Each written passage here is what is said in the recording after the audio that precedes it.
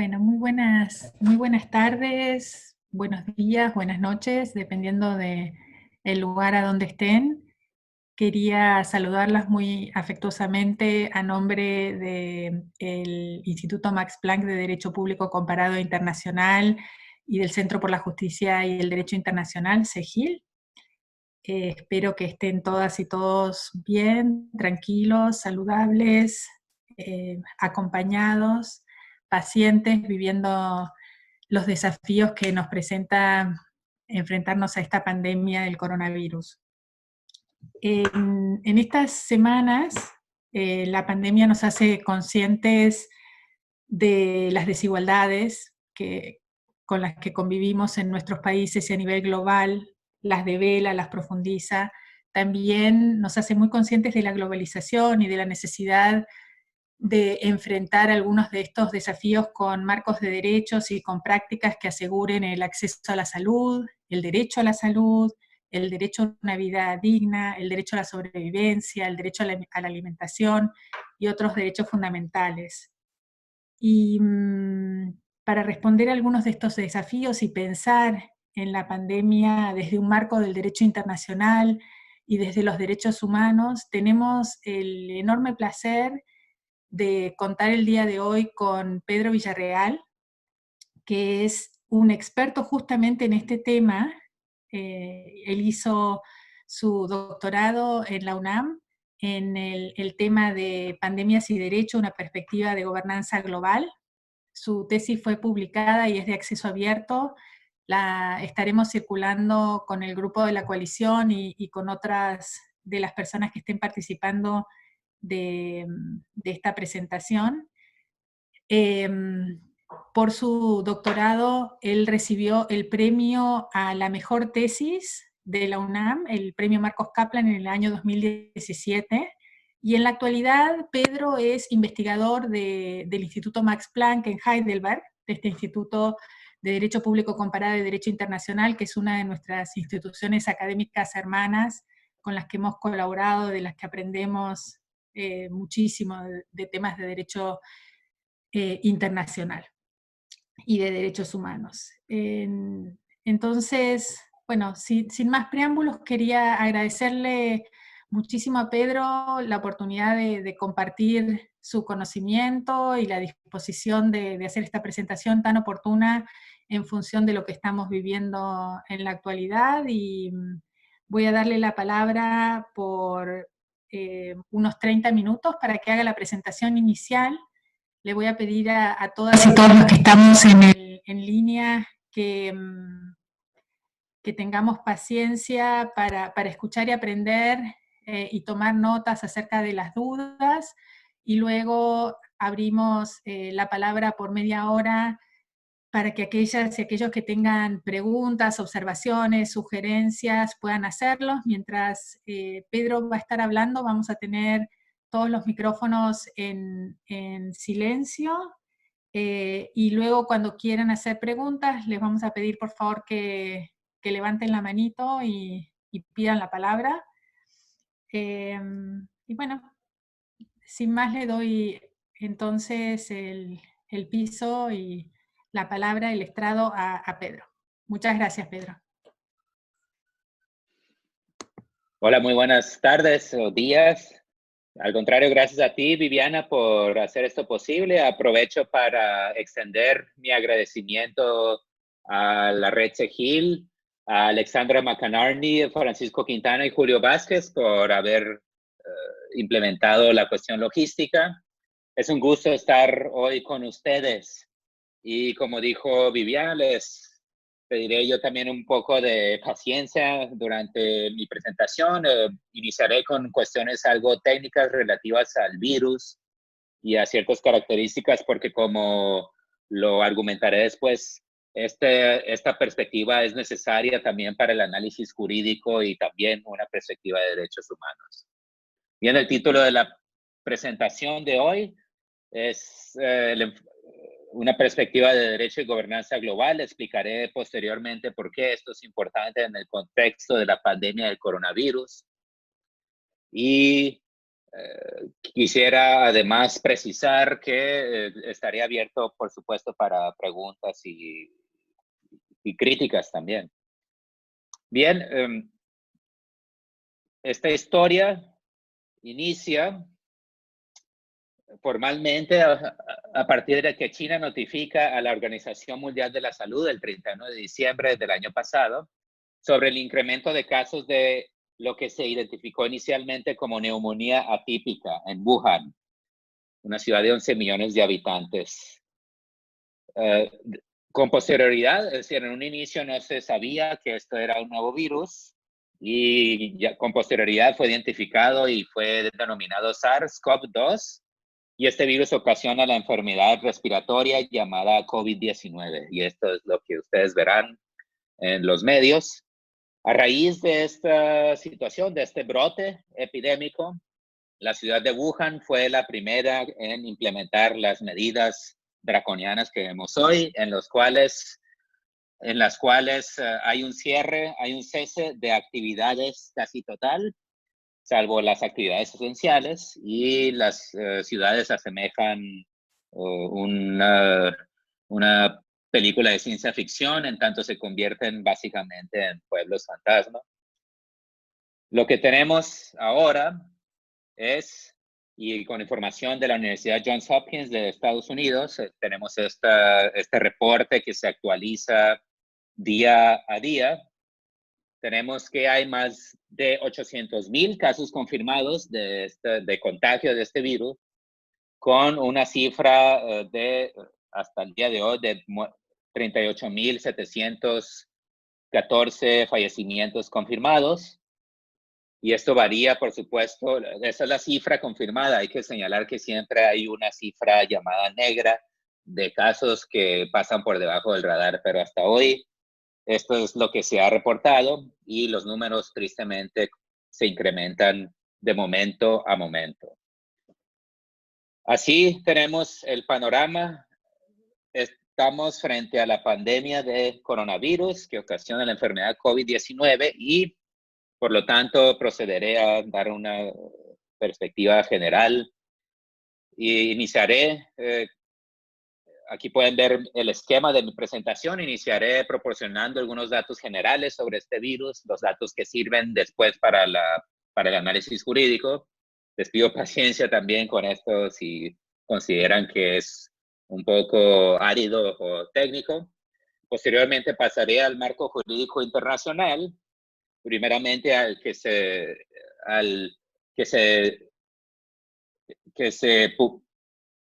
se emitió precisamente para lidiar con este tipo de fenómenos, el Reglamento Sanitario Internacional de la Organización Mundial de la Salud. Posteriormente lo vincularé con los distintos instrumentos de derechos humanos. Y finalmente indicaré por qué es importante tener una perspectiva de gobernanza global, al menos desde mi punto de vista, para tender un puente conceptual entre el marco jurídico relativo a pandemias y, en este caso, los derechos humanos. Bien, paso a proporcionar algunos datos sobre el virus. Y este nuevo virus que está críticamente relacionado con el distinto, con un virus que circuló en 2002 y 2003, que también ocasionó un brote, quizá no una pandemia como la que vemos actualmente, pero sí se propagó a lo largo de distintos países. Este virus la enfermedad ocasionada por este virus fue llamada síndrome respiratorio agudo severo o SARS. Y esto fue el SARS-CoV-1 y por eso el nombre de este coronavirus, que es de la misma familia, SARS-CoV-2. También se originó en China y el nombre del virus deriva de, como lo ven aquí a partir de una imagen microscópica, de la forma que se asemeja a la de una corona, también de latín. De ahí tenemos la denominación coronavirus, la denominación epidemiológica, y el principal modo de transmisión es de persona a persona a través de gotas respiratorias. Cabe precisar que no hay una confirmación de transmisión aérea y esto también es relevante para guardar la calma, es decir, mientras se tomen ciertas medidas de precaución, es posible reducir o limitar la transmisión del virus. El periodo de incubación, esto es el tiempo entre que una persona es expuesta al virus y y es contagiada hasta que se manifiesta la enfermedad, es decir, hasta que empiezan a mostrarse los síntomas, ronda entre los 2 y los 14 días.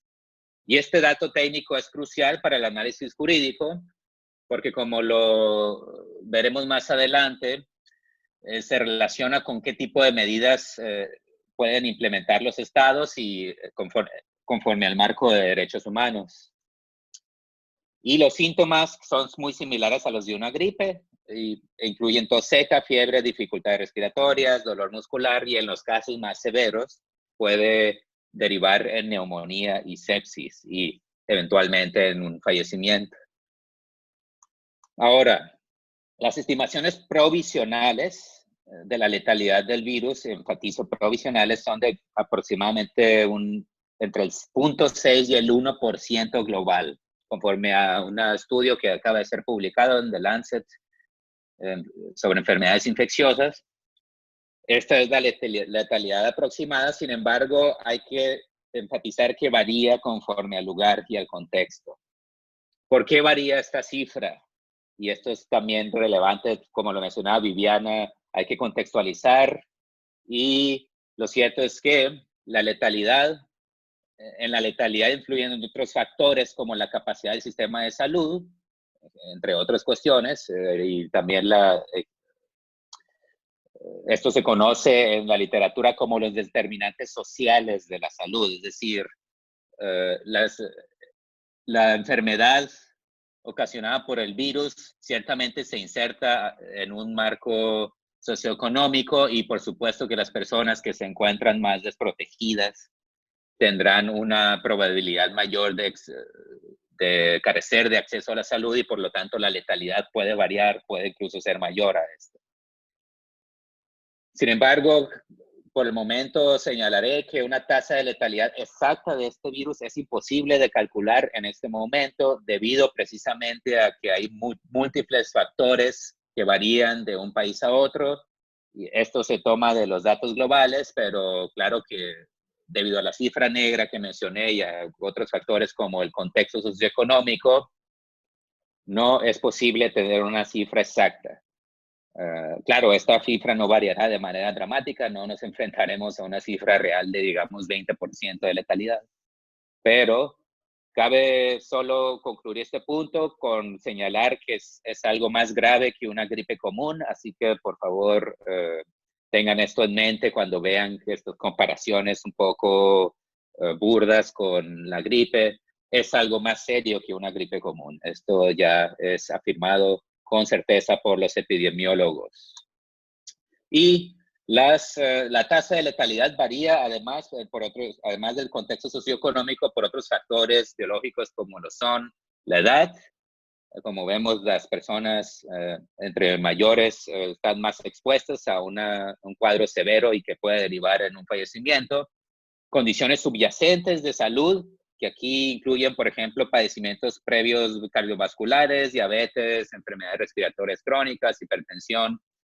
Esto aumenta la probabilidad de un fallecimiento y el género hasta ahora no se ha tenido una explicación de por qué hay un incremento leve en el caso de personas del sexo masculino frente a las del sexo femenino. Y quisiera también subrayar, nuestro impulso siempre es ver a la tasa de letalidad, qué tan mortal es este virus y conforme a la tasa de letalidad nos preocupamos más o menos. Sin embargo, yo quisiera subrayar que la tasa de letalidad no es ni debe ser el único motivo de preocupación. Es decir, si vemos la tasa de letalidad que ronda entre el 0,6 y el 1%, conforme a estimaciones, esto no nos da una idea completa de cuál es la severidad o la gravedad del virus y de la enfermedad. ¿Por qué? Pues porque de los contagiados, alrededor del 13%, también es una cifra provisional, necesita atención médica o incluso hospitalización, porque presentan un cuadro clínico grave o severo. Y lo cierto es que se registrarán tasas de letalidad más altas en los lugares en los que no se le brinde atención médica suficiente a los casos severos. Esto es un factor que puede mover el cálculo de la tasa de letalidad porque precisamente si en un país o en una comunidad los hospitales se ven abrumados, en la medida en que dejen de brindarle la atención médica a estos pacientes que lo necesitan, puede haber consecuencias graves como lo sería un incremento en la tasa de letalidad. Y otro factor que es muy relevante para el análisis jurídico y es la base de la justificación de ciertas medidas es que no hay una vacuna o medicamento disponibles para enfrentar directamente el SARS-CoV-2 o el COVID-19. Y esto implica que las principales medidas de protección son no farmacéuticas, así se les conoce, se distingue entre las medidas farmacéuticas y las no farmacéuticas. Y estas medidas no farmacéuticas consisten a grandes rasgos en medidas generales de higiene, que, por ejemplo, lavarse las manos y superficies con desinfectante y demás, a otras más, por supuesto, que infringen o que son más invasivas, digámoslo así, como lo son el aislamiento y la cuarentena obligatorios en casos individuales, cuando sí lo determinan las autoridades nacionales. Y enfatizo la palabra obligatorios, es decir, en dado momento esto no es opcional. Y las llamadas medidas de distanciamiento social, que consisten en la prohibición de aglomeraciones en espacios públicos o la cancelación de eventos masivos, es decir, que toda reunión en espacio público de más de determinado número de personas son prohibidos por las autoridades nacionales, esto para disminuir la propagación del virus. Insisto, todas estas medidas se ponen en marcha en la medida en que no hay medidas farmacéuticas disponibles.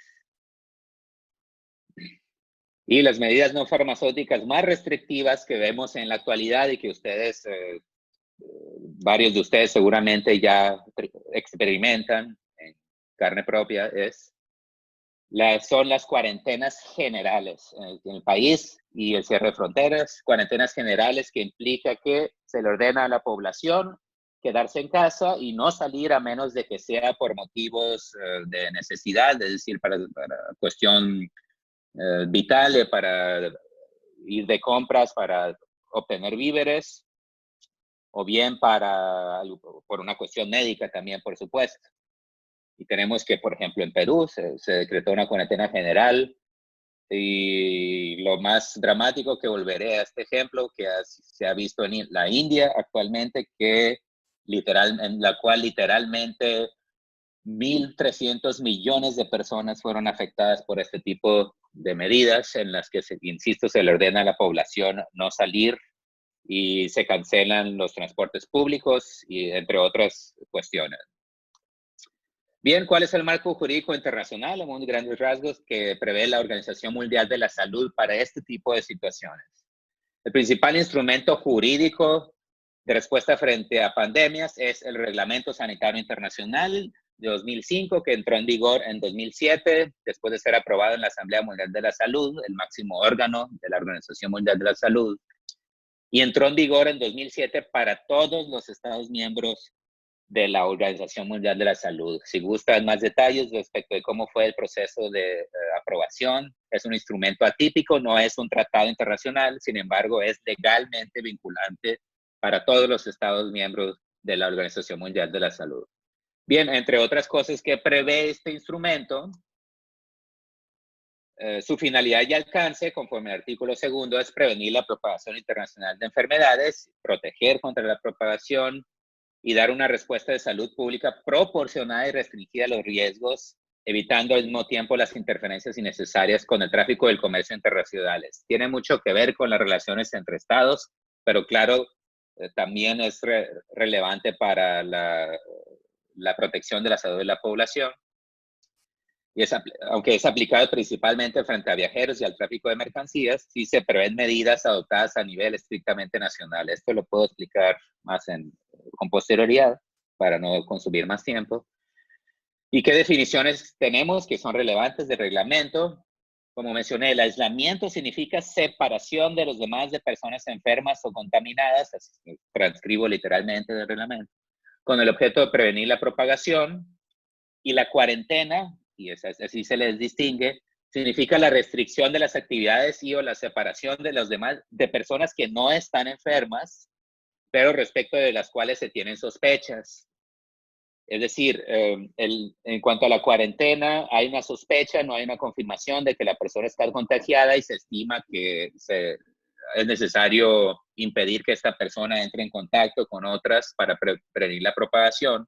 Y aquí es justo donde tiene relevancia el periodo de incubación, porque en el momento en que una persona se contagie del virus y comienza a manifestar síntomas, pueden transcurrir varios días, puede ser que no se detecte en un inicio la enfermedad, y justo para impedir que esta persona entre en contacto en este periodo con otras, durante el periodo de incubación se les pone en cuarentena y esta puede ser, insisto, obligatoria, es decir, ya no queda a la voluntad de la persona en cuestión.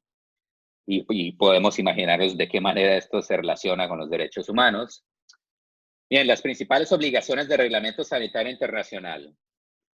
El artículo 3 menciona principios entre los cuales se indica el respeto pleno de la dignidad, los derechos humanos y las libertades fundamentales de las personas. No se especifican cuáles, y esto, como veremos adelante, puede tener ciertas consecuencias. Y el artículo 6 que prevé la obligación de notificar a la Organización Mundial de la Salud en un plazo de 24 horas a partir de que se tiene conocimiento de un evento como lo fue el brote del virus en China, y China en su momento que notificó a la Organización Mundial de la Salud, lo hizo en atención a esta obligación del artículo 6. ¿Y quién puede determinar cuáles son las medidas adecuadas para enfrentar una crisis como la actual? El 30 de enero de 2020, el director general de la Organización Mundial de la Salud declaró que la propagación de este virus es una emergencia de salud pública de importancia internacional. Si gustan más detalles sobre lo que implica esto, insisto, lo podemos discutir después. Y la Organización Mundial de la Salud, que tiene su sede en Ginebra, emite estas declaraciones en las que señala que hay una emergencia. No hay un cambio de la situación jurídica de los estados, sin embargo, la organización, conforme al marco jurídico del Reglamento Sanitario Internacional, la organización puede emitir recomendaciones que incluyen, entre otras, adoptar las siguientes medidas de salud pública conforme al artículo 18 del reglamento.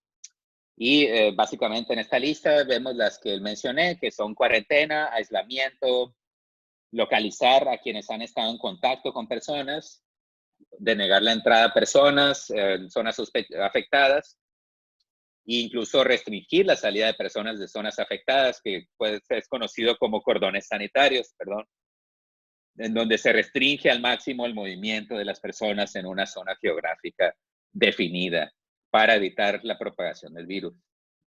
¿Y qué ha recomendado a partir de este artículo la Organización Mundial de la Salud en el caso de este coronavirus?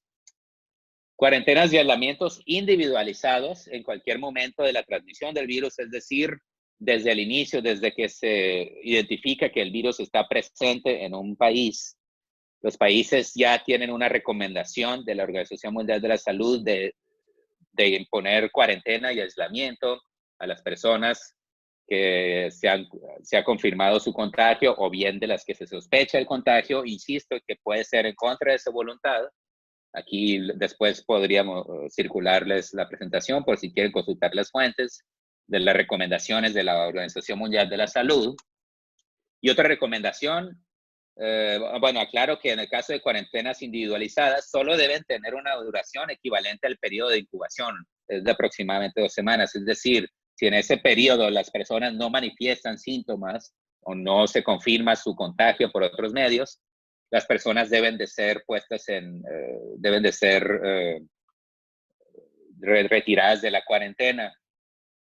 Y de manera más gradual y dependiendo del contexto, la OMS recomienda medidas de distanciamiento social, que son el cierre de escuelas, lugares de trabajo y cancelación de eventos masivos.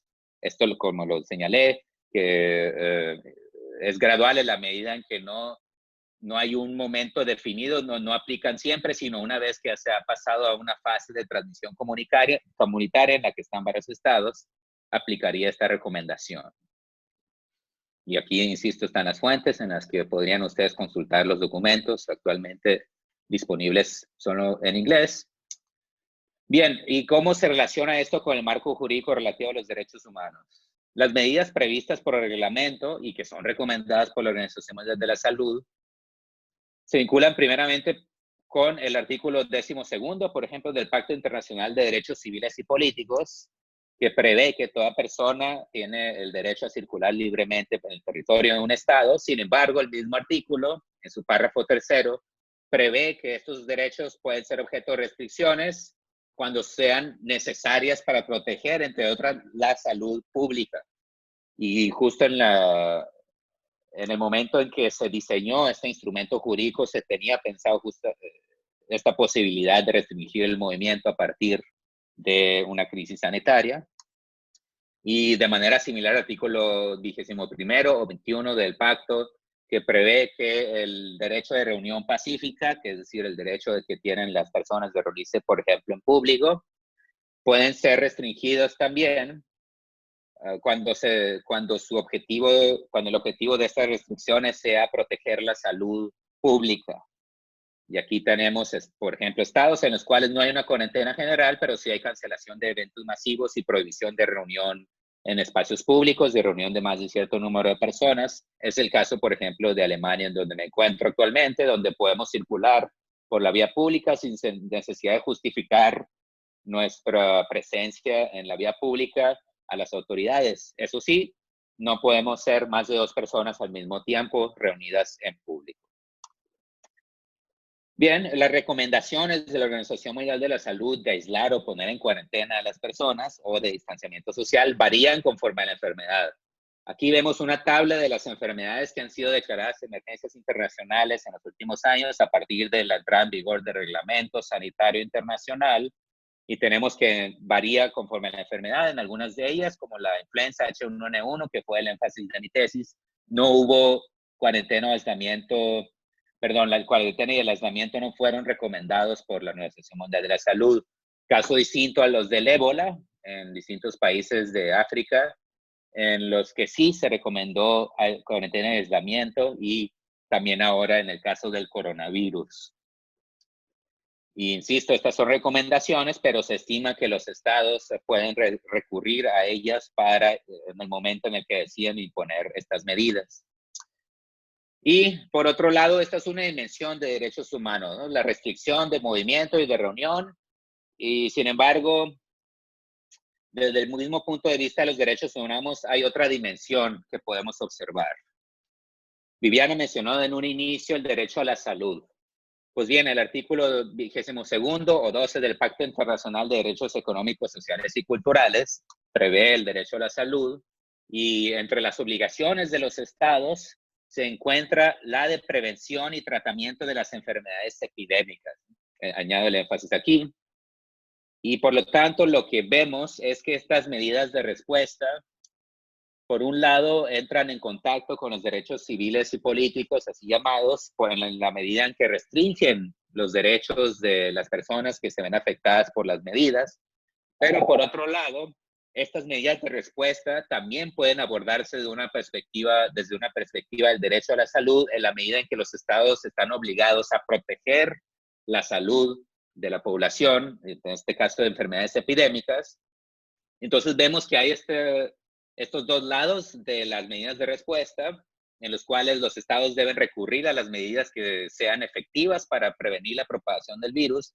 Sin embargo, esas medidas, como lo vimos en los artículos del Pacto Internacional de Derechos Civiles y Políticos, pueden restringir de libertad, en este caso, de libre circulación o movimiento o de reunión.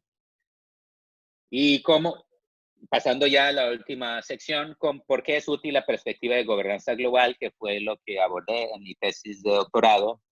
En mi tesis de doctorado, como lo indiqué, me concentré en el caso de la pandemia de influenza H1N1 en 2009-2010, que tuvo características muy distintas a las actuales.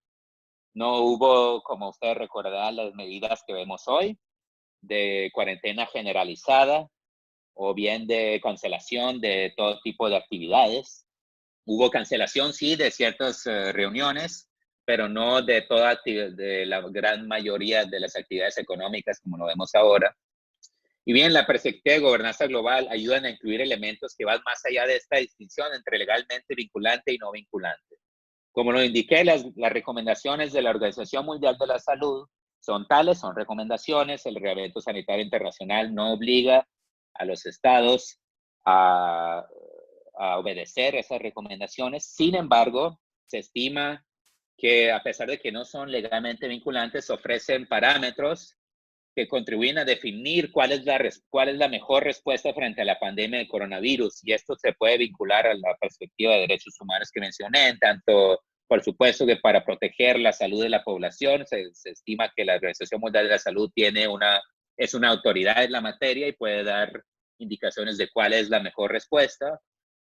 Y esto servirá para la interpretación de las obligaciones de los estados porque le brinda una mayor autoridad a las recomendaciones, es decir, no se trata de cualquier persona u organismo, sino se trata del organismo que tiene la autoridad técnica en la materia y por lo tanto sus recomendaciones tienen un peso relevante al momento de tomar estas decisiones de imponer medidas de salud pública. Y existen aún preguntas abiertas que se pueden discutir después y en las que hace falta más análisis, un análisis más detallado. Por ejemplo, la Organización Mundial de la Salud no ha recomendado a los países en sus directrices generales la implementación inmediata del cese de actividades y cuarentenas masivas. ¿Significa esto que queda al arbitrio de los países decidir cuándo y cómo implementan esas medidas? Claro, hay posibles explicaciones de por qué la Organización Mundial de la Salud no ha ido tan lejos como recomendar este tipo de medidas.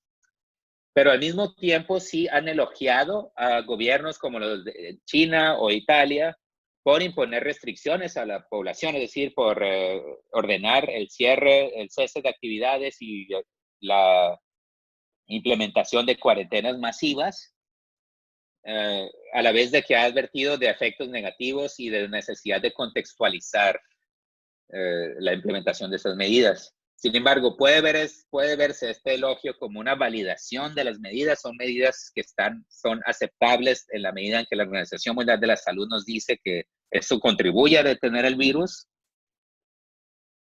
Y como vemos, la pregunta abierta también tiene que ver con los instrumentos de derechos humanos. Como les mencioné, China fue el primer país que se enfrentó a esta crisis. ¿Y qué pasa cuando en estos países como China o Singapur, que no son parte del Pacto Internacional de Derechos Civiles y Políticos, es necesario un marco jurídico distinto para evaluar estas medidas? Entonces, hay la necesidad también de contextualizar en otros países. Necesitamos recurrir a otras herramientas para examinar, ¿no?, lo relativo a las medidas de restricción. Y hay otras medidas, a su vez, que no fueron previstas por reglamento y que el avance tecnológico ha posibilitado.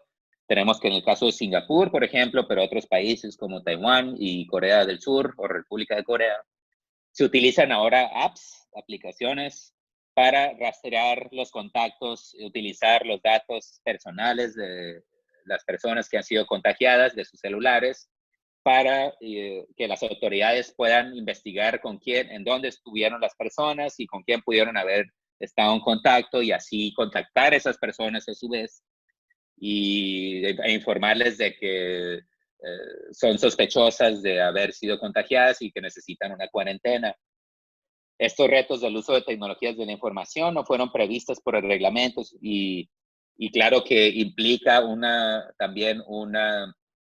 son sensibles desde el punto de vista de derechos humanos en cuanto a la cuestión de la privacidad y del uso de datos personales por parte de los gobiernos.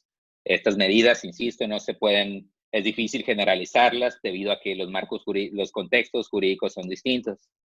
Y finalmente, y por supuesto, la pregunta que lanzó Viviana al inicio creo que es crucial y en esto la Organización Mundial de la Salud ha sido muy cuidadosa.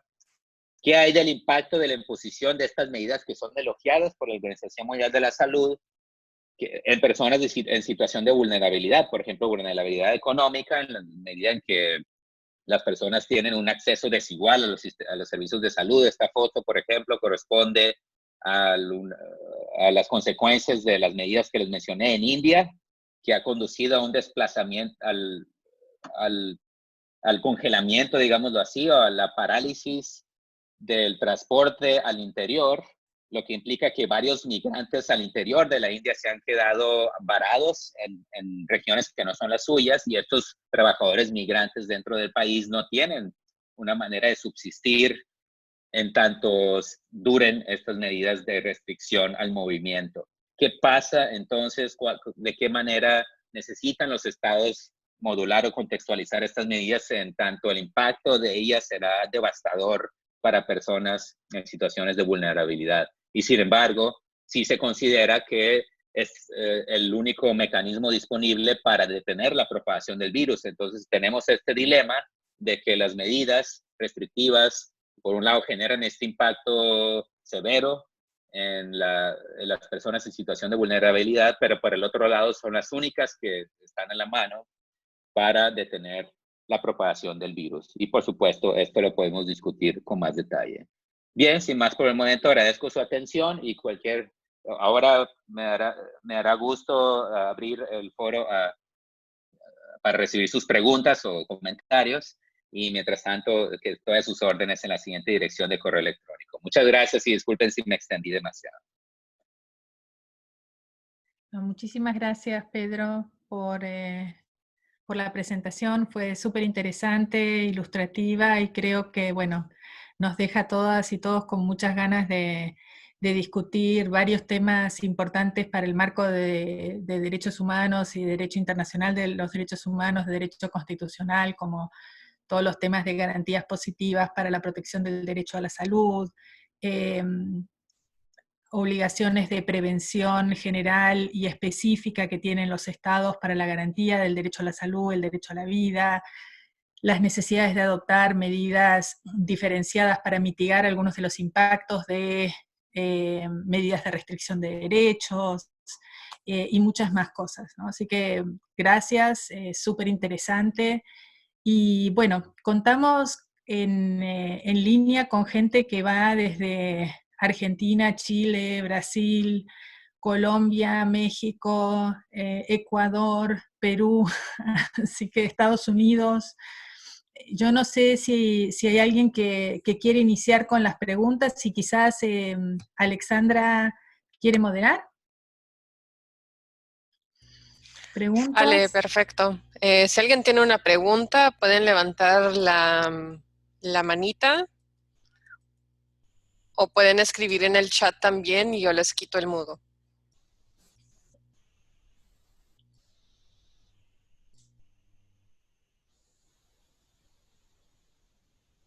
Por cierto, una duda de mi parte, Alex, ¿me escuchan? Sí. ¿Prefieren que lo deje así o inicio video para que me vean?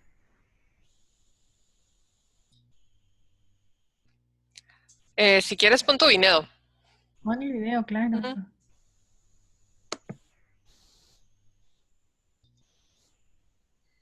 Ahí está María Espinosa.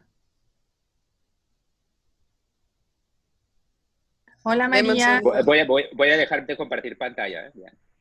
Dale. María Espinosa. Hola. Hola, buenas tardes. Hola. ¿Con quién tengo el gusto, perdón? María Espinosa, yo trabajo en una organización que acompaña a pueblos indígenas en la frontera entre Ecuador, Colombia y Perú. Mucho gusto. Un gusto. Primero, agradecerles por la iniciativa, para mí ha sido de gran utilidad. Y tendría dos preguntas específicas, una que tiene que ver con pueblos indígenas, porque ¿Sí? hasta ahora en la frontera nosotros no tenemos ningún reporte positivo de contagio. Sin embargo, estamos viendo que los estados no están tomando medidas específicas y culturalmente diferenciadas.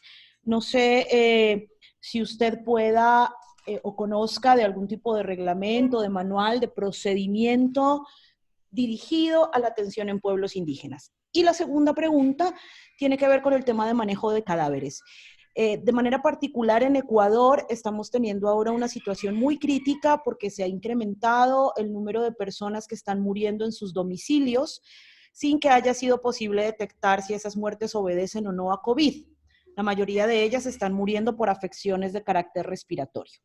Sin embargo, como el sistema de salud y el sistema de atención estatal se saturó, hay cadáveres que están o tirados en las calles o incluso siendo incinerados por las propias familias o dejados en los domicilios 3 o 4 días. ¿Hay algún manual, algún reglamento que tenga estándares claros sobre el manejo de cadáveres? Eso sería. Muchas gracias. Bien, procedo a responder o gustan reunir más preguntas, como prefieran. Quizás responde esta pregunta y luego seguimos con la siguiente. Muy bien, con mucho gusto. En cuanto al prepucio, muchas gracias por la pregunta, María. Y en cuanto a pueblos indígenas, claro, la situación es tan, digamos así, extraordinaria que, digo, una pandemia de este tipo no se había visto en tanto tiempo. Y yo creo que el referente no ha sido tan devastadora como la última pandemia catastrófica y letal que fue la de 1918-1919 de influenza H1N1.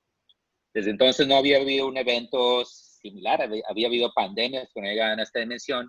Y el resultado de esto es que ha habido muy pocos estándares específicos en cuanto y tan detallados, por ejemplo, para diferenciar en cuanto a personas en situaciones de vulnerabilidad o en otros contextos, que no hay muy poco material. Sin embargo, sí que existe. En el caso de pueblos indígenas, puedo mencionar, además de los lineamientos que acaba de decir la Comisión Interamericana, hubo un reporte de la Comisión del año del año de la comunidad Yanomami contra Brasil, lo puedo compartir después, en el cual sí se indica que, y en ese entonces fue de influenza,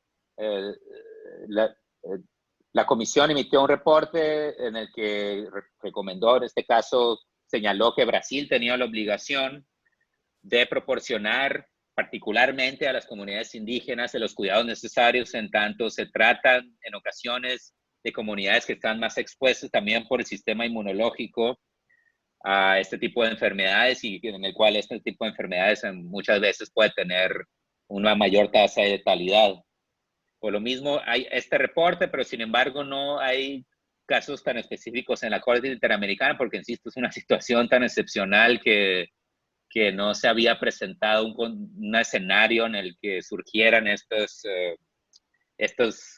hechos tan específicos que requirieran, ¿no?, de una interpretación del contenido de los derechos humanos. Eso es cuanto al primer caso y siendo más específicos, entonces sí que habría una obligación especial. Sin embargo, claro, el gran dilema es que la capacidad de los estados, y no solo de los estados latinoamericanos, los estados en general, aquí vemos también situaciones dramáticas en Italia, en la medida en que los estados se ven rebasados en cuanto a lo que pueden hacer al respecto, claro, va a ser un reto el enfatizar, ¿no?, que también existen estas obligaciones respecto de grupos vulnerables cuando, claro, el sistema de salud se encuentra colapsado. Sin embargo, los criterios ahí están. Podemos, por supuesto, promover este argumento.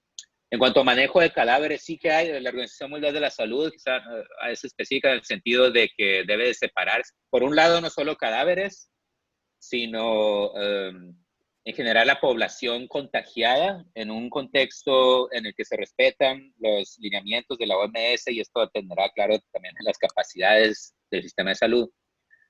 La población contagiada debe ser separada del resto de la población hospitalaria. Lo que hacen algunos hospitales aquí en Europa es acondicionan, y esto por supuesto incluso no pudieron prever esta magnitud las autoridades sanitarias de cualquier país de que se trate, acondicionan hospitales en la medida en que dedican, en este caso, clínicas enteras, clínicas que se dedican al tratamiento de varias enfermedades. Ahora lo que hacen es acondicionarlas solo para tratar COVID-19. Y en el caso de manejo de cadáveres, tenemos imágenes un poco fuertes y muy impactantes, por ejemplo, de Estados Unidos, en donde han construido carpas destinadas para los cadáveres que vendrán de COVID-19, en la medida en que es cierto, no pueden en un inicio llevarlas digamos, al tratamiento general o a las morgues generales, en la medida que esto va a generar también, puede acelerar el contagio. Entonces sí que puedo posteriormente compartir la información de la Organización Mundial de la Salud en cuanto a la separación de pacientes, y esto incluye también a los fallecidos de COVID-19 de la población hospitalaria, de los pacientes en general. Esto es lo que podría informar por el momento. Espero que eso haya proporcionado una respuesta a su inquietud. Si no, me indica y con gusto. Bien. Sí, Pedro, muchas gracias. Solo una precisión, y es que el problema que tenemos es que los pacientes no están en centros hospitalarios.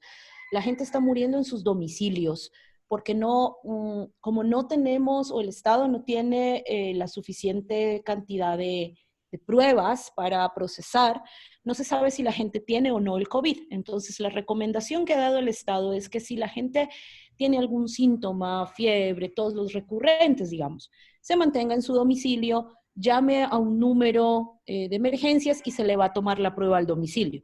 Pero eso no está ocurriendo. Y lo que ocurre entonces es que la gente muere en su domicilio y se llama a criminalística para que haga el procedimiento de levantar el cadáver, etcétera, y se llama a la morgue y también están excedidos en su capacidad y no llegan a los domicilios. Entonces la gente no sabe qué hacer con el cuerpo. Y o los tienen en su domicilio y algunos por miedo están optando en tirarlos a la calle porque tampoco hay claridad de si una persona que murió potencialmente por COVID, una vez muerta, transmite. Esa información no está clara, el Estado no la está dando, el Ministerio de Salud no tiene claridad y la gente asume que el cadáver es un foco de contagio. Sí, expandiendo un poco entonces mi respuesta, gracias por la precisión. Esta misma situación se vio, se atestiguó. Ahora hay que decir que esto, claro, no va conforme a los lineamientos de la Organización Mundial de la Salud, me temo. Sin embargo, la situación a veces es tan dramática que, por supuesto, si no hay la capacidad y si los recursos que se invierten en el sector salud son tan pocos que simplemente no es físicamente posible. A ver, esto sucedió también en su momento en Wuhan, en la ciudad donde se originó el brote, en la medida en que pasado cierto punto, las autoridades chinas ordenaron activamente a la población quedarse en sus casas aun cuando tuvieran COVID-19. Eso, por supuesto, es ya digamos, un reconocimiento o una aceptación de que el sistema de salud está rebasado o quizá colapsado. Y ya en los que los lineamientos de la Organización Mundial de la Salud tristemente no son aplicados. Insisto, los lineamientos ahí están y son que la Organización Mundial de la Salud, por supuesto, que parte de una premisa de que el sistema de salud es capaz de al menos de implementar ciertas medidas, pero la gran pregunta es ¿y qué pasa cuando no lo son? ¿Qué pasa? Lo que sucedió en China fue que se dio la orden de que solo los casos severos, es decir, una de las personas que son volvemos al escenario ideal, el caso de contagiados en general, se recomienda el aislamiento y la cuarentena. Y el aislamiento, desde lo ideal de los contagiados, debería de ser en un hospital. Sin embargo, la Organización Mundial de la Salud sí conoce que en ocasiones es necesario que las personas se aíslen en sus domicilios. Sin embargo,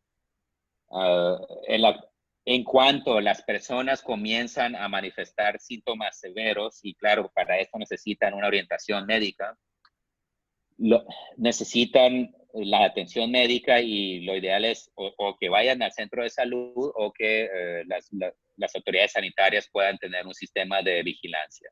Ahora, lo que otros países aquí, por ejemplo, en Alemania, han implementado y no puedo decirles al 100% cómo ha sido la efectividad de este sistema. Son líneas telefónicas en las cuales las personas reportan a las autoridades los síntomas que tienen y en cuanto ellos les informan de que tienen un cuadro severo, claro, esto suena más fácil que hacerlo. Entonces, en cuanto las personas informan que tienen un cuadro severo, las autoridades acuden al domicilio, esto es aquí, y examinan el caso. En los contagiados que no, digamos, entre comillas, no manifiestan casos severos, las autoridades les ordenan en ocasiones permanecer en casa y no entrar en contacto con otras personas. Y claro, la gran pregunta es ¿y cómo satisfacen sus necesidades? Bueno, no siempre siempre es una dificultad. Pero, insisto, los lineamientos de la OMS parten de las mejores prácticas, digamos, pero por supuesto que hay ocasiones, y como las hubo en China en su momento, de que el sistema de salud se ve rebasado y se enfrentan a esta situación de que no pueden atender en los hospitales a todas las personas contagiadas. Bueno, disculpe si me extendí, entiendo que puedo entrar quizá demasiado en detalles. Espero que haya sido útil, pero tenemos... Hola, Pedro. Sí, tenemos Gracias. tenemos 4 Sí, gracias a usted. preguntas más y si Sí. te parece, vamos a hacer una ronda de preguntas para poder intentar responderlas todas. Entonces, inicio con Andrea Terceros, que había levantado su mano, y luego seguimos con las otras preguntas, si te parece. Sí, claro, y anotaré por el momento en la computadora las preguntas que ingresen para darle respuesta a esto. Andrea, Muchas gracias. Sí, aquí estoy, muchas gracias. Sí, yo soy y estoy en Bolivia y pues mi consulta está relacionada respecto a lo siguiente. En Bolivia el gobierno ha determinado la cuarentena total y además ha determinado el cierre de fronteras. En este proceso de Chile se han expulsado a varias personas, trabajadoras migrantes bolivianas en territorio chileno para que regresen a Bolivia, pero el gobierno boliviano les ha cerrado la frontera. Tenemos en este momento aproximadamente 200 personas de todas las edades, hay niños, niñas, mujeres embarazadas, personas mayores, adultas mayores, que se encuentran en la frontera del lado chileno, a las que el gobierno les ha cerrado por completo el ingreso a territorio nacional. Y por otro lado, obviamente, Chile les ha pedido que regresen a su país, digamos, ¿no? Entonces, estamos evidentemente ahorita en una situación muy crítica.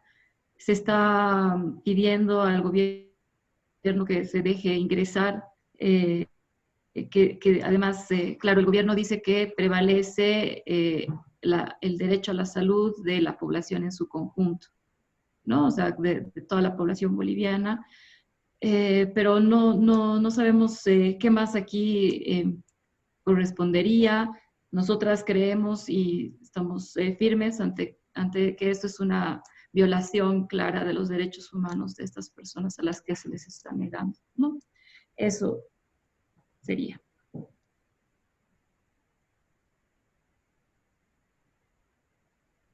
Muchas gracias. Entonces colectamos, ¿verdad? O si gustan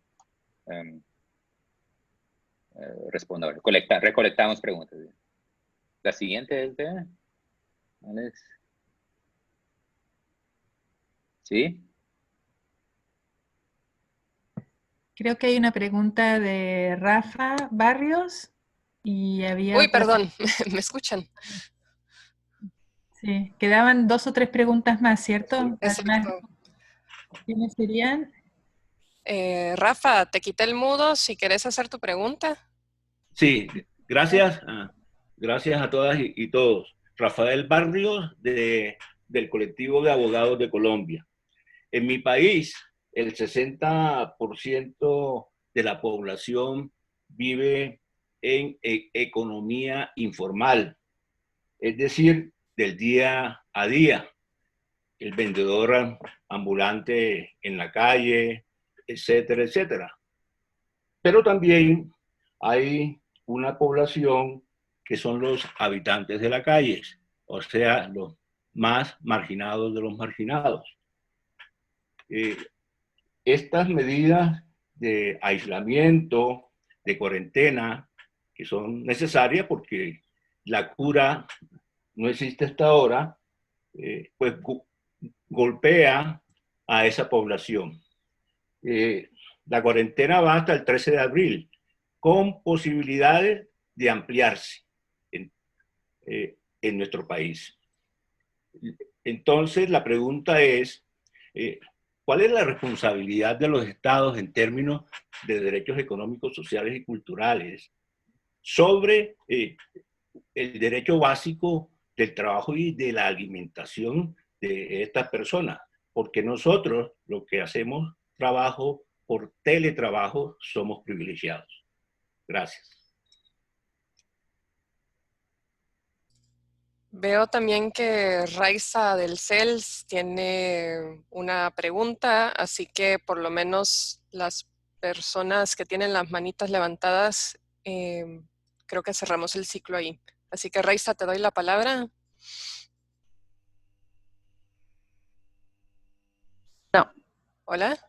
Hola, ¿me escuchan? Sí, Perfecto.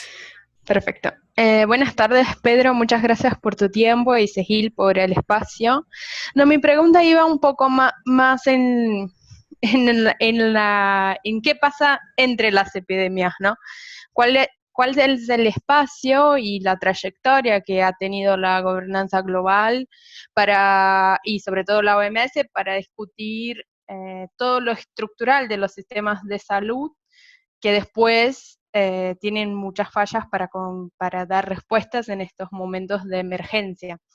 Un poco más pensando en qué discusiones podemos dar en este espacio a futuro. Gracias.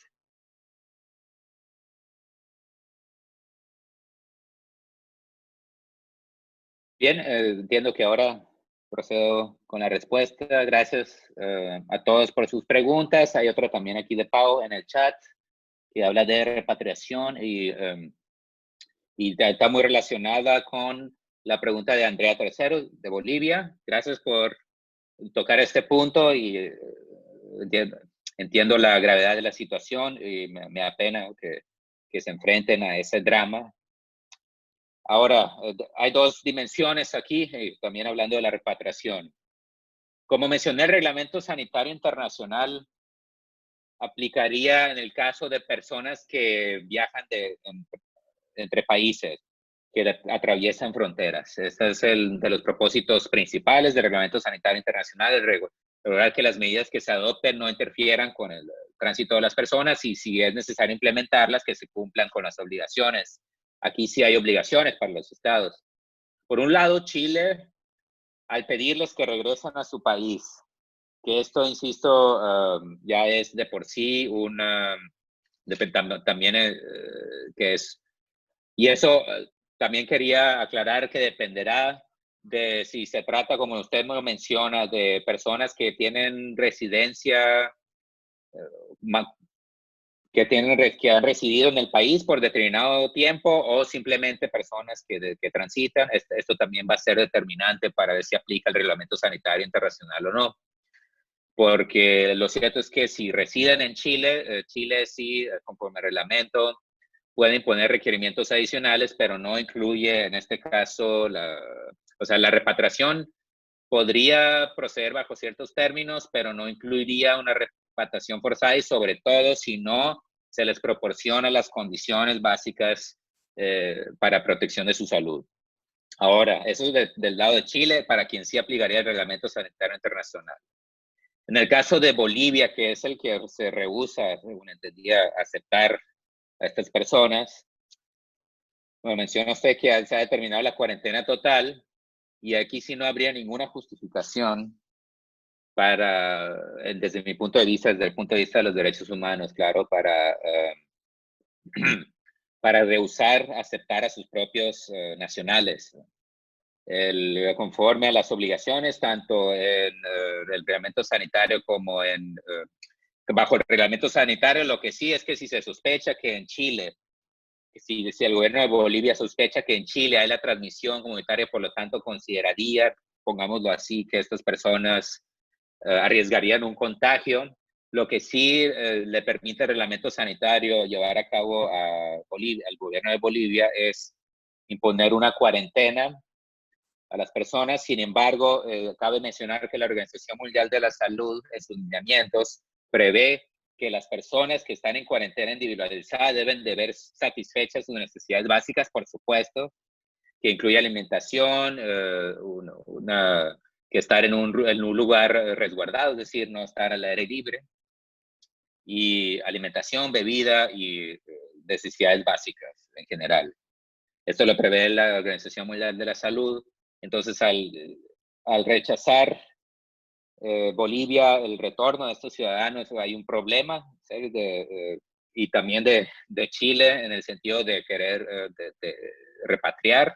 o de querer expulsar a estas personas que, insisto, necesita una mayor justificación en términos de derechos humanos. Aquí intento recordar el caso de las personas que han sido, por lo general aquí la repatriación en otros países que se ha dado aquí, por ejemplo en Alemania, desde China, la repatriación la solicita el estado de origen de una persona cuando desean protegerlo y por supuesto cuando lo repatrian los imponen cuarentena, pero en este caso, que es el caso inverso, creo que hay una, por cierto, hay una discriminación que es prohibida, es así por el Reglamento Sanitario Internacional, y sobre todo si no se tiene una confirmación de que estas personas hayan estado en contacto con contagiados o que hayan estado en zonas consideradas de alto riesgo. Si no hay esta confirmación, hay una violación también del Reglamento Sanitario Internacional. Bien, espero que, espero que esto de alguna manera aclare, me indican si no para regresar al punto, pero ahora paso a la siguiente pregunta. Si están de acuerdo, que es la de, y el comentario y la pregunta de Rafael Barrios. Muchas gracias, sí, efectivamente, esta es la otra dimensión y quizá por eso la Organización Mundial de la Salud ha sido muy cuidadosa en no recomendar de manera generalizada y activa la imposición de estas medidas en general. Lo deja al designio en ocasiones de los estados porque sabe bien, y quizás esto es una consideración política, sabe que si la Organización Mundial de la Salud, si ellos mismos recomiendan la imposición de estas medidas, los estados también pueden utilizarla por un lado de excusa para, claro, imponerlas de manera inmediata, decir, pues fue la Organización Mundial de la Salud la que me recomendó implementarlas. Y por otro lado, sí advierte que esto dependerá de los contextos y que sí se necesita de alguna manera hacer que las autoridades nacionales sean sensibles al impacto de estas medidas, pero claro, no da mayores lineamientos en términos de cuáles serían los requerimientos básicos, porque y esta es una posible explicación que hemos señalado, a fin de cuentas, la Organización Mundial de la Salud tiene también limitaciones al interior y no ha podido examinar todos y cada uno de los contextos nacionales. Esto es una tarea pendiente que también dependerá de oficinas regionales como tenemos en las Américas, la Organización Panamericana de la Salud, que es la que podría dar mayor contexto a cómo implementar estas medidas.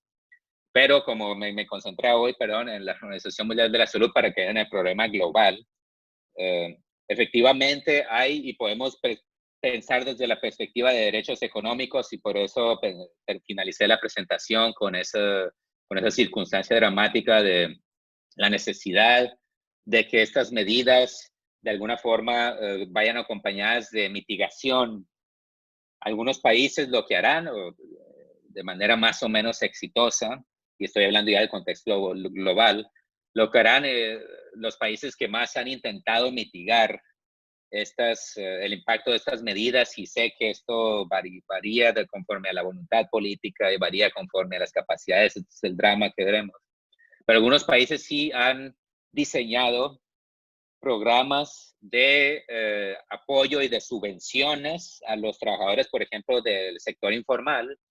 Que también se ha pensado en diseñar un sistema, no lo han logrado de manera exitosa hasta ahora en ningún país, pero un sistema de ingreso mínimo universal durante la contingencia, pero claro, esto conduce a preguntas más complejas de, bueno, y si lo hacen solo ahora en la contingencia, ¿qué les impedía hacerlo en otros instantes? Porque justo esto será necesario para garantizar la subsistencia, sobre todo de aquellas personas que están en el sector informal. Y entiendo que son precisamente nuestros contextos, que yo provengo de México, por cierto, como mencionó Viviana. Esto es, por supuesto, una razón que también orilla a algunas autoridades a demorar un poco la implementación directa de estas medidas. Este es el gran dilema, es decir, me temo que no hay un escenario perfecto, porque como usted lo señala, Rafael, estas medidas tendrán un efecto devastador en términos económicos y por el otro lado son las únicas medidas con las que contamos. Entonces, y claro, el tiempo apremia, es decir, el tiempo ya está encima, la pandemia se propaga de manera acelerada, como lo mostré al inicio, y por supuesto que tomó a varias autoridades nacionales desprevenidas. Y esto conduce al drama que vemos en los que los programas sociales nacionales, esto es también mi perspectiva, necesitarán tomar en cuenta de qué manera el impacto va a ser diferenciado conforme a nivel socioeconómico de las personas. Y si no la están haciendo, creo que va a haber un severo problema en términos de derechos económicos. Y estoy totalmente de acuerdo que aquellos de nosotros que podemos hacer teletrabajo somos privilegiados, ¿no? O sea, efectivamente, debe uno estar consciente de que hay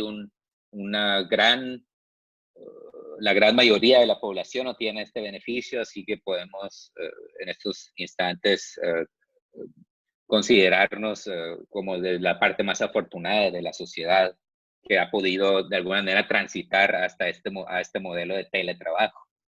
Y disculpe, y ahora tengo que pasar a la siguiente pregunta, y justo en la dimensión de la gobernanza global, ¿qué ha pasado entre las epidemias? Bien, yo me concentré en mi tesis porque también, dado que la hice en México, había un interés especial en examinar qué pasó en México con la pandemia de influenza 2009-2010, dado que México y Estados Unidos fueron el epicentro en aquel entonces de esa pandemia, que fue una pandemia más leve, afortunadamente. Y lo que vimos fue, en la tesis, fue que efectivamente la Organización Mundial de la Salud empezó con el Reglamento Sanitario Internacional en 2007, después diseñó planes de respuesta frente a pandemias. Primero, sobre todo las calibró conforme a la influenza, porque se pensaba en un inicio que la influenza, de sus características, sería la enfermedad que más probablemente generaría una pandemia devastadora. Ahora vemos que que en esta ocasión fue el coronavirus, pero la Organización Mundial de la Salud calibró muchos instrumentos para lidiar con la influenza. Y claro, en estos instrumentos lo que vimos es que la situación era muy distinta en 2009, porque la influenza ya desde entonces, para la influenza sí había ya medicamentos antivirales y sí había vacunas cuya efectividad varía y no es la mejor de entre todas las vacunas, pero había recursos farmacéuticos. ¿Qué pasa ahora en un escenario en donde no tenemos recursos farmacéuticos que nos ayuden a enfrentar esta pandemia? Lo que tenemos son precisamente estas medidas, y la Organización Mundial de la Salud, que sí había de alguna manera diseñado instrumentos, se vio en la necesidad de calibrar las directrices para el coronavirus. Y claro, lo que ha faltado es y en lo que se trabaja y donde creo que los organismos regionales también, con la Organización Panamericana de la Salud, han necesitado desarrollar, hay unos lineamientos conforme a qué tipo de criterios se pueden usar a nivel regional, por ejemplo, en el contexto latinoamericano, para abordar los problemas estructurales de los sistemas de salud. El Reglamento Sanitario Internacional, menciono esto brevemente, sí tiene unas obligaciones de desarrollo de capacidades, y ya ha habido análisis anuales de cómo los estados han desarrollado estas capacidades mínimas para enfrentar las pandemias. Por ejemplo, y solo por mencionar un ejemplo de qué tipo de cuestiones estructurales requiere el Reglamento Sanitario Internacional, resulta evidente que para poder notificarle a la Organización Mundial de la Salud de la presencia de una nueva enfermedad se necesita un sistema de salud que tenga la mínima capacidad de detectar este virus. Y esto sí entra en el ámbito del Reglamento Sanitario Internacional, es decir, de construcción de capacidad. Y justo en este sentido, la Organización Mundial de la Salud cada año, en mayo de cada año, examina cómo han avanzado los estados en el desarrollo de estas capacidades. Quizás suena un poco idealista y un poco romántico, pero es cierto que se ha detectado que estas capacidades han avanzado un poco respecto de 2009 al menos. En 2009 el mundo habría estado aún más desprevenido o aún menos preparado en la medida en que los sistemas de vigilancia epidemiológica estaban en construcción. Pero claro, frente a una pandemia de este tipo, aún los países, este es el gran drama, aún los países con sistemas de salud más desarrollados como Italia, es decir, en Italia, donde bajo muchos criterios hay un sistema de salud muy avanzado, no ha sido capaz de enfrentar la magnitud de esta crisis, y por lo tanto se han visto los países en la necesidad de adoptar estas medidas desde un inicio, estas medidas que son que impactan de manera muy fuerte desde el punto de vista económico y social a las personas. Entonces, por esto la gobernanza global de la salud, digamos, es un proceso constante y la Organización Mundial de la Salud tiene recursos muy limitados en general para su mandato, pero de alguna manera avanzado en los criterios de preparación frente a pandemia. Bien, espero que esto haya de alguna manera respondido a sus inquietudes. No sé si hay otra pregunta. Veo otra aquí, Alex, veo otra de Yasmín Ortiz que se escribió en el chat. ¿Quieres que la aborde o ya me excedí mucho en el tiempo? Por favor, avísenme cuando consideren que Pues estamos me extiendo mucho. Sí, estamos a las 3:15, así que el espacio está por cerrar. Yo creo que quizás esta sería ya la última pregunta. Entonces, sí, adelante con abordar la pregunta de Yasmín, pero esta sí ya sería la última pregunta. Bien, gracias. Y para retomar, lo leo brevemente, en Panamá con otros países que se le está otorgando más poderes a los presidentes y con estados de emergencia se gestionan compras extraordinarias y que involucran armamento. Okay, sí, la cuestión relativa a las declaraciones de emergencia y las facultades extraordinarias. Esto también, por supuesto, es la otra dimensión que se debe tomar en cuenta, es decir, partimos del hecho de que esto es que hay una necesidad debido a la contingencia sanitaria.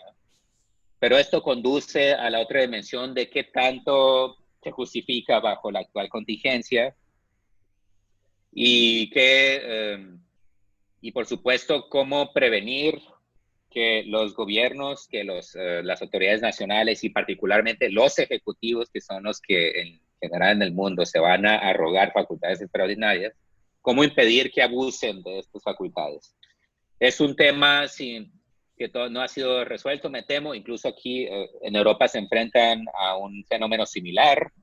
En tanto en Hungría, el primer ministro Orbán también se atribuyó facultades extraordinarias, y no solo eso, la otra dimensión grave de esta dinámica de facultades extraordinarias es que las declaraciones de emergencia, conforme a los estándares internacionales y también incluso los de la OMS, es que las declaraciones tengan una duración fija, que se puede renovar, por supuesto, pero que no sean por tiempo indefinido. Y esto sucedió en Hungría, tristemente, una declaración de emergencia por tiempo indefinido, donde las facultades extraordinarias no tienen un periodo, digamos, un plazo de vencimiento. Y esto va a implicar, por supuesto, como usted lo señala, Yasmín, que puedan llevar a cabo acciones que en tiempos normales, digamos, no podrían realizar. Y esto me temo que hay que vigilarlo porque efectivamente deben de estar delimitadas para qué son esas facultades extraordinarias. No hay ninguna justificación desde el punto de vista de la salud pública que el armamento,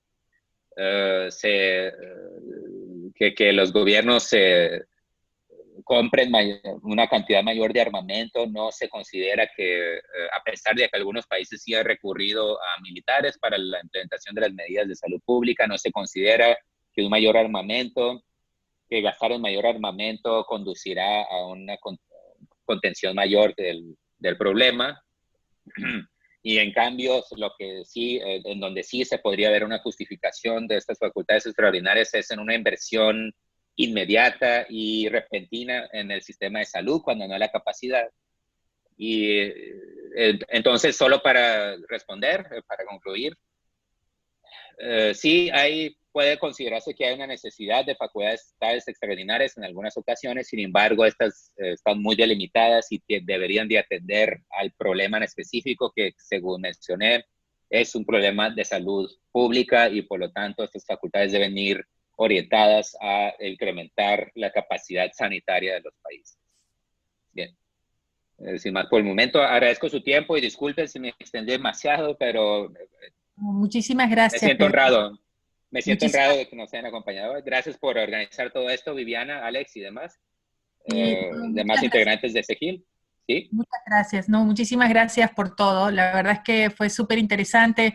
Yo creo que para concluir les diría dos cosas. Uno es que la presentación de Pedro nos da herramientas adicionales a las que estuvimos trabajando el viernes pasado sobre los temas de de restricciones y limitaciones posibles a los derechos en el marco de la pandemia, como planteaba Raiza, también nos permite discutir lo que son algunas de las garantías positivas y cómo podemos pensar la respuesta a la pandemia de una manera que nos permita garantizar en mayor medida el derecho a la salud y fortalecer la democracia, el acceso a la información y la producción positiva de información, los sistemas de garantías de salud, los sistemas de garantía de alimentación, etcétera, etcétera. Creo que eso es algo bien interesante desde una perspectiva de derecho internacional y de derecho constitucional. En otras áreas del derecho se ha utilizado estas guías, estas orientaciones internacionales